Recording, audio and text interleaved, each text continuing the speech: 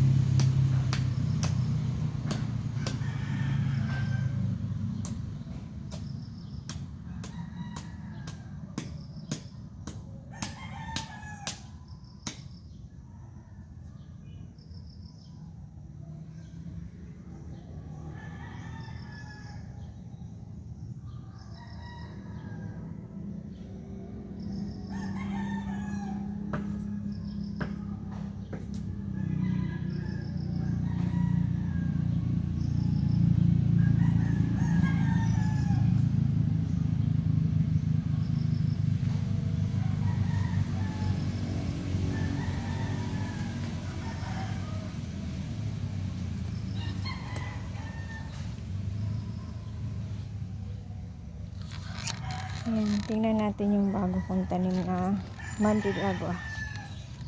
Medyo marami. Nahingal ako. Ito.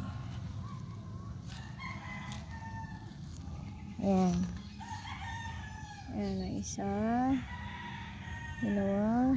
Tatlo. 4, 5, 6, 7,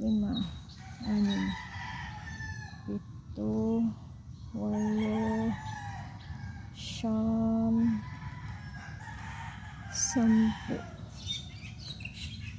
11, 12, 13, 14, 15, 16, 17, 18, 19, 20, 21, 22, 23, 24, 25, 26, 27, 28.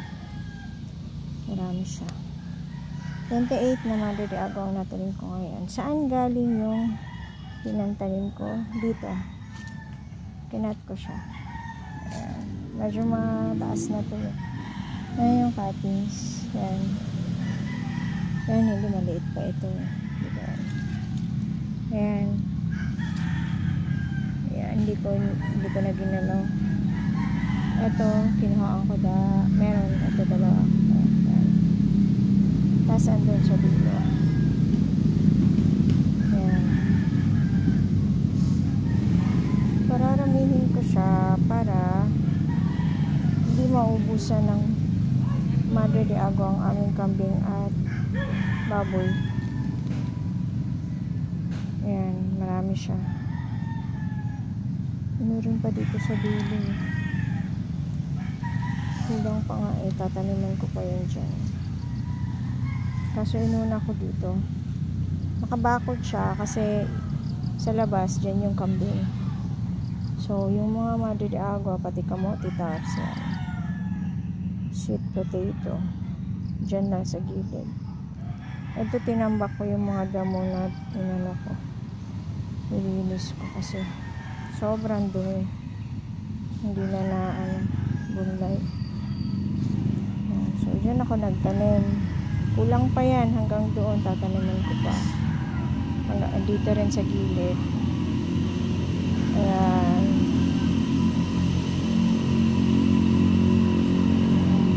Kailangan nakabakod. Pag hindi kasi nakabakod, kakainin ng kambing. Sayang yung tanim namin. Ito alam ko durian to eh. Kaso ano nangyari sa dahon? Daming insekto.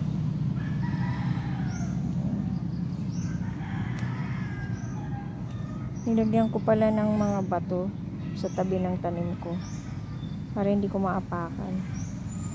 Kasi pag di mo nilagyan ng tanda, okay yung ayun o, yung may bato na hindi ko na inahal, tsaka yung nasa gilid hindi ko na nilagyan. Pero yung mga medyo patag na pwedeng apakan, nilagyan ko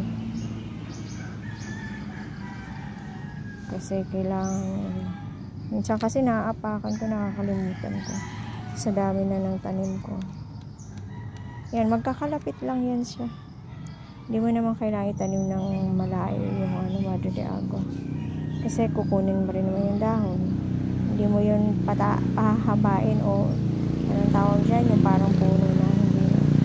Kasi hindi naaabot sa ganun dahil kulang talaga sa aming kambing at baboy. Sa baboy pa lang wala na. Mabilis siyang maubos. Ayan. Thank you so much. Maingay kasi daanan yung gilid. Salamat po sa panonood.